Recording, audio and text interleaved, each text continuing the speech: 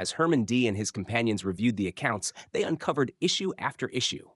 100 ox tendon bows were stored in March this year. Now only 80 remain, with no record of any being removed, Herman D. said. The loss of weaponry was a grave matter that could cost a man his life.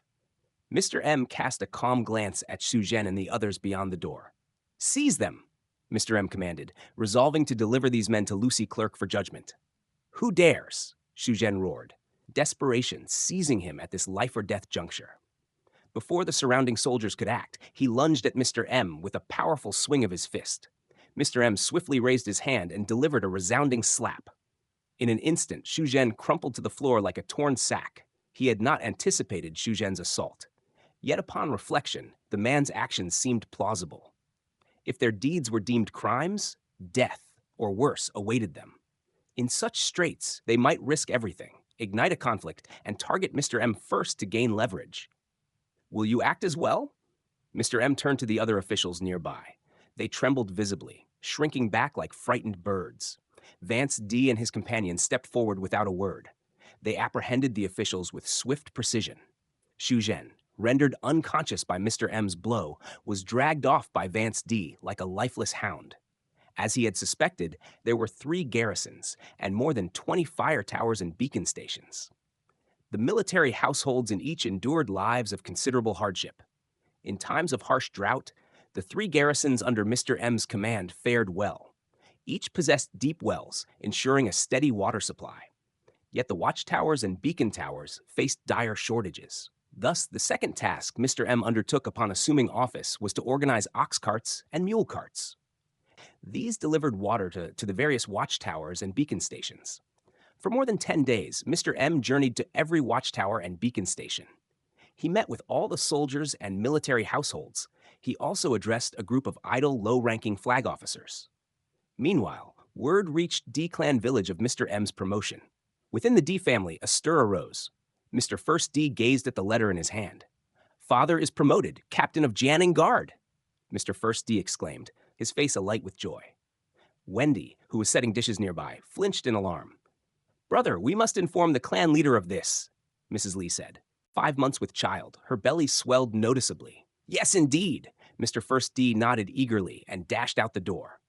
Before long, tidings of Mr. M's elevation spread across D Clan village. The entirety of D Clan village erupted in celebration. Many villagers flocked to the D family home to offer congratulations. Mr. First D stood in the yard, greeting each well-wisher who arrived. By the next day, word had spread beyond D Clan village. Several neighboring villages caught wind of the news. More visitors arrived to extend their felicitations, each bearing gifts. In the days that followed, the D family's home brimmed with guests offering their regards. Mr. M remained unaware of the commotion in D Clan village. He could envision it, though, yet his attention lay elsewhere. Before long, September arrived. No rain had fallen beyond the pass, nor in heavy mountain town. The ground grew ever drier. Hillsides once touched with green now stood withered and yellow. Around Yinghe Fort, golden fields shimmered, a sight pleasing to the eye. Yet upon grasping the wheat ears, one found the grains small and shriveled. Yinghe Fort fared better than most, at least some yield remained. Lingguan Fort suffered the worst fate. There, military households had toiled for half a year with scant harvest to show. It was clear the households under his command faced a difficult year ahead. A deeper concern gnawed at him, the conditions beyond the pass. The drought there struck harder still, rendering life for the Fox people even more grueling. For now, the Fox people refrained from border raids. They were too consumed battling the drought to muster an assault. Yet once they regained strength, they would surely strike Heavy Mountain Town again. Plundering supplies would be their means of survival. Amid these worries, a sudden tremor stirred Mr. M's heart. He lifted his gaze to the sky, where the sun blazed fiercely. Astonishment crossed his face. For reasons unclear, he sensed rain approaching. No clouds graced the heavens, yet the feeling persisted. Mr. M furrowed his brow, torn between hope and bewilderment. Was this intuition? A sixth sense, perhaps? Neither seemed quite fitting. When beyond the pass, he had foreseen the coming of a fierce drought. That instinct had proven true. Now he felt rain on the horizon once more. A heavy downpour, it seemed. He earnestly wished his perception held truth. Mr. M rose, mounted his horse, and rode back to Ying Fort. Yinghe Fort had shifted since his arrival. He had not trained the soldiers nor directly aided the military households. Still, he had imposed several standards: cleanliness, order in the government office, and more. Since his arrival, the military households of Yinghe Fort had shifted in their demeanor. At first cautious, they now regarded him with ease. Compared to past officers, Mr. M proved less burdensome. He neither struck nor berated them without cause, nor did he compel them to tasks beyond their duties. Upon returning to the garrison, Mr. M made his way to the backyard of the government office. That was where he resided. Standing before the main hall's door in the backyard, he paused. Once more, he lifted his eyes to the sky. Rain was coming. "Father, what do you gaze at?" Mr. Third D approached, peering skyward in the same direction with mild astonishment. "Rain is near," Mr. M murmured softly. "Rain?" Mr. Third D exclaimed. "Father, have you lost your senses?" He thought his father's longing for rain had clouded his reason. Mr. M snapped back to the moment, fixing him with a stern glare. "Do you seek a reprimand, young one?" This impudent son dared to jest at his expense. Perhaps he had been too lenient of late. Feeling the weight of his father's stare, Mr. Third D shivered. His head dipped, and he offered a sheepish smile. "Father, it is time for lunch." "Let us go," Mr. M replied with a slight nod. He strode toward the dining area. Since arriving at Yinghe Fort, he dined apart from Vance D, Herman D, and the others. Presently, Tristan D served as the outpost officer of Lingwan Fort. Herman D held the same role at Xiangyuan Fort. Theodore D oversaw Sanshan Fort. None remained by Mr. M's side. As deputy captain, Vance D journeyed between the four garrisons. He departed early and returned late, seldom staying with Mr. M. Only Mr. Third D remained idle, accompanying Mr. M while others tended to their tasks. Lunch was modest: a pot of chicken stewed with mushrooms, a plate of pickles, and white flour steamed buns. A woman from the fort, hired by Mr. M, prepared the meal. "Father, should we summon Mr. First D and the others here?" Mr. Third D posed the question mid-bite. More than half a year away from home had stirred his longing for family. Mr. M pondered briefly. "Let us wait until after the autumn harvest," he decided. Little occupied them at home now. Tenants tilled the fields, sparing Mr. First D from labor. He need only collect rent when the harvest came. As for the threat of Fox cavalry, D Clan Village might offer no greater safety. Before breaching the border, the Fox cavalry targeted villages for plunder. Military outposts like Yinghe Fort were rarely assailed. Moreover, bringing Mr. First D and the others here would ease Mr. Mem's oversight. At that moment, a fierce wind arose abruptly, swift and powerful. It swept through the yard, scattering all in its path. A deep rumble echoed through the air. In the southeast sky, thick dark clouds surged forward, accompanied by muted thunder. "It is truly going to rain." Mr. Third D's eyes widened in astonishment, nearly leaping from their sockets. Mr. M narrowed his gaze. His intuition had proven true. Could he sense shifts in the weather? Did he possess the gift to foresee it? Mr. M felt a blend of surprise and joy. Surprise at the imminent rain, joy at this newfound ability. Heavy rain poured down without delay, fat droplets soaking the earth in moments. Cheers erupted across the garrison. Children dashed about gleefully within its walls. Countless souls had yearned for this rain. It would fully banish the drought plaguing Heavy Mountain Town. Within Heavy Mountain Pass, another scene unfolded. In the governor's office, Duncan Livingston gazed at the rain and let out a heavy breath. At last, the rain has come. After Heavy Mountain Town's defeat, he had assumed the governorship, a perilous charge. Before arriving, he had anticipated a difficult task. Yet the reality of Heavy Mountain Town proved far more daunting than he had foreseen. He faced not only the Fox tribe's menace beyond the pass. A months-long drought compounded his woes. Worst of all, he had inherited a realm in decay for over a decade. In his month at the battlement, no good news had reached him. This rain marked his brightest day since taking office. "Governor, it seems the heavens still favor us." Yuan He, his aide, stepped beside him, eyes alight with hope. "Indeed," Duncan Livingston replied. "Without this rain, I would have been at a loss." He turned and entered the study, retrieving a document from the desk. "Go and make the arrangements." He handed the document to Yuan He. He and Titus Lewis, the Marquis of Changping, had not come to Heavy Mountain Town unprepared. Titus Lewis brought 5,000 Yunlong guards. Duncan Livingston arrived with 8,000 war horses, along with ample weapons and armor. The military of Heavy Mountain Town had long languished in neglect. The Fox tribe in Donghai had risen anew. The court had resolved to restore Heavy Mountain Town's former strength. Their chief purpose here was to revive what it had been 20 years prior. These war horses and weapons formed the bedrock of that renewal. The document detailed their distribution. The rain poured heavily for a day and a night, yet its arrival came too late to aid the nearing autumn harvest. The garrison's crops could not be revived by this deluge. After the rain ceased, Mr. M rallied the military households to begin the harvest. Regardless of the yield, the wheat in the fields demanded reaping. Mr. M stood before the military farm gate, watching the households toil in the fields. His thoughts turned to Jianning-Gard, where he might secure additional provisions. This year's harvest would fall short of the household's needs. Moreover, he planned to commence soldier training soon. Training required not only grain but meat, an expense of considerable cost. He needed to procure food to sustain both the households and the soldiers' drills. "Father, we are ready to depart." Mr. Second D approached, speaking in a hushed tone. M turned to see 10 mounted soldiers awaiting his command. They were elite cavalry, carefully chosen from Yingge Fort, Sanshan Fort, and Xiangyuan Fort. These elite cavalry now served as his personal guard, lending him authority. He aimed to train them further, hoping they might cede his own cavalry force. Mr. M mounted his horse and galloped toward Jianning-Gard. Jianning-Gard lay over 70 miles from Yingge Fort. More than 10 riders sped forth, arriving outside Jianning-Gard City in just over an hour. At the Lieutenant General's mansion, Viggo Torres awaited Mr. M before the shogunate.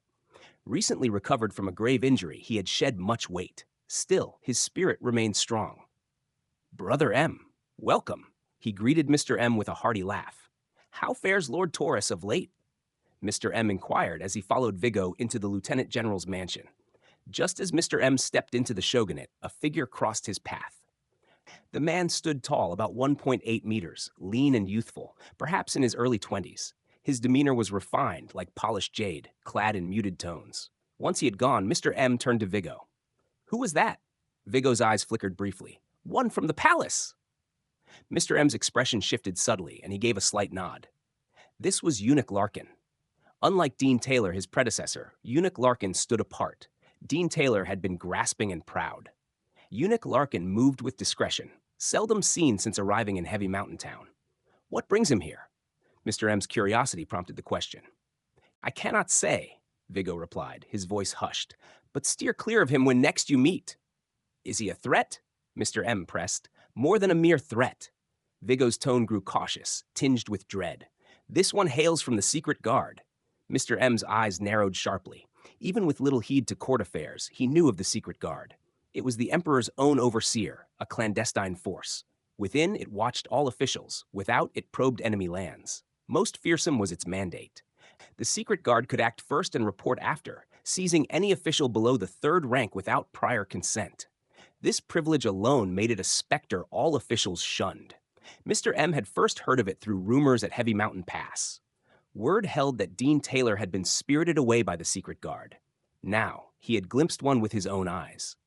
Mr. M gathered his thoughts and followed Viggo into Lucy Clerk's study. "Greetings, General." Lucy Clerk sat at her desk, pen in hand. She replied without looking up. "Take a seat. I shall speak with you once I finish."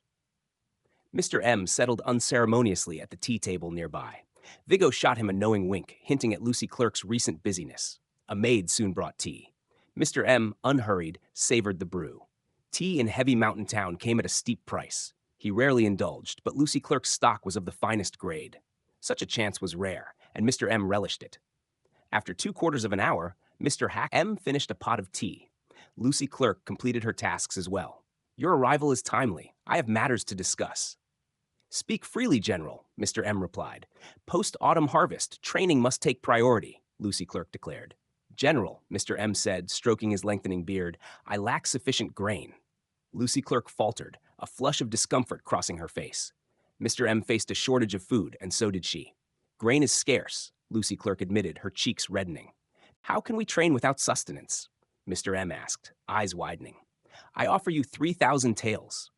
In 3 months, I expect a force of elite soldiers no fewer than 500 strong. He pondered briefly, then inquired, What of weapons and armor? Lucy Clerk said, I shall provide 300 war horses and 500 sets of armor. Train 300 elite cavalry, and I shall grant you 300 more war horses. Mr. M's eyes gleamed with promise. 300 war horses. Their worth far exceeded 3,000 taels of silver. I shall obey your directive. Upon returning from Jianing Guard City, Mr. M summoned Vance D from Sanshan Fort. There were 3 pressing challenges demanding his attention. First, he must amass ample grain to secure rations for the military households across all 4 garrisons. Lucy Clerk had granted him 3,000 taels of silver. D-Clan Village held grain reserves he could purchase. Should D-Clan Village fall short, nearby villages offered more. Second, he must devise a means for the military households to earn income during the harsh winter. Lingwan Fort thrived on needlework to bolster earnings. Yet Yinghe Fort, Sanshan Fort, and Shangyuan Fort could not follow suit. The battlement supplied only so much needlework demand. Lingwan Fort alone met that need. Third, he must recruit refugees. This was no simple matter of gathering souls. He needed to provide shelter, food, and reclaim wasteland for their livelihood. Such a task was intricate and demanded patience. Tomorrow, you shall journey to Anning County, Mr. M instructed. I entrust you with 2,000 taels of silver. Convert it all to grain. Vance D departed to prepare. The next morning, Vance D set out from Yinghe Fort. He led 50 soldiers and 20 ox carts. 20 carts might prove insufficient, but they were all Mr. M could muster. On the 3rd day, Vigo Taurus arrived at Yinghe Fort. He brought 300 war horses and 500 sets of armor. Mr. M greeted him with warm enthusiasm. The sight of 300 spirited war horses set his beard quivering with delight. Brother M, I chose these myself, Vigo Taurus boasted. Each is a war horse of the finest caliber. Yet I wonder, Vigo mused, gazing at Scarlet in the stable. How has Brother M nurtured Scarlet so splendidly? His eyes shone with marvel. The 4 horses Lucy Clerk had gifted Mr. M were Vigo's own selections. Now, Scarlet transcended mere excellence. Vigor radiated from it. A true war horse, Vigo declared. Suddenly, Mr. M's eyes sparkled with realization. He had scarcely noted Scarlet's distinction before. Yet now, amidst so many war horses, Scarlet's striking presence stood out. A notion dawned upon him, a path to wealth. Horse rearing. By nurturing horses with spiritual spring water, even lesser steeds could rise to excellence. A fine war horse might fetch dozens of taels of silver. Should he raise dozens akin to Scarlet, he might gain several thousand taels.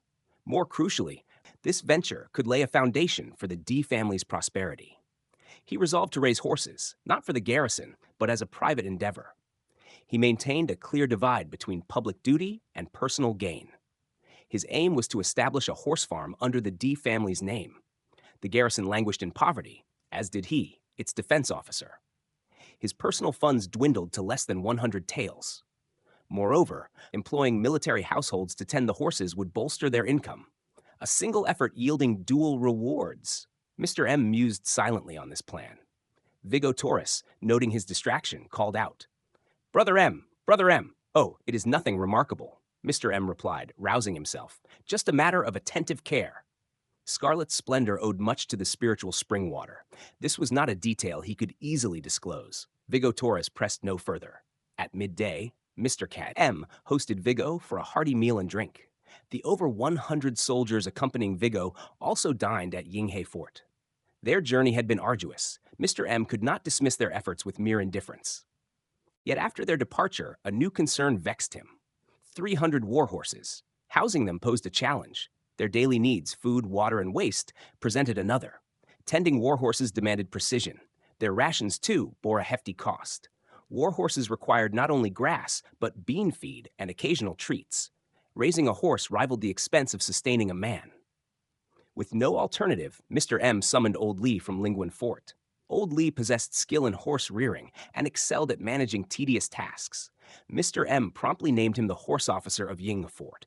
Sir Winternears, Old Lee observed, inspecting the stable, we must stockpile ample grass beforehand. Then do so, Mr. M replied decisively. I shall provide silver. Engage the garrison's military households to gather it. Old Lee set to work with zeal. Seated in the study, Mr. M devised a thorough training plan, detailing tasks for each individual.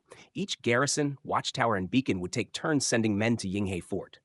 Upon completing the basics, the best would advance to specialized training. Concurrently, refugees could be recruited and settled. The entire process would span 3 to 4 months.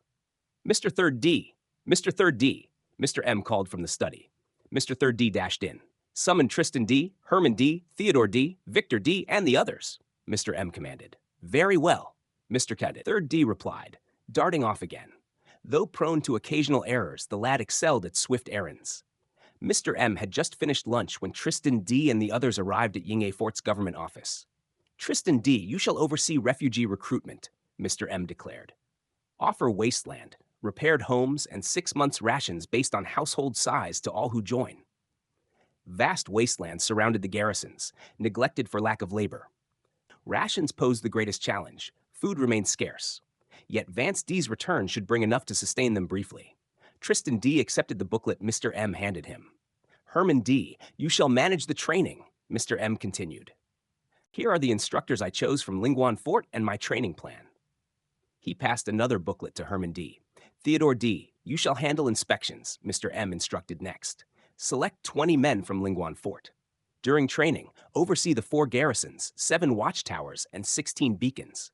Training mattered greatly, yet garrison duties could not lapse.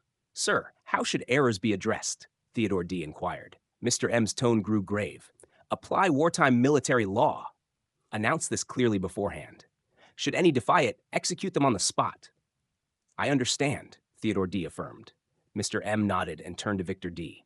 Choose 20 able men from the garrison for heavy labor, Mr. M directed. Pay them 15 coins daily. He sought income avenues for the military households. Yes, sir, Victor D replied.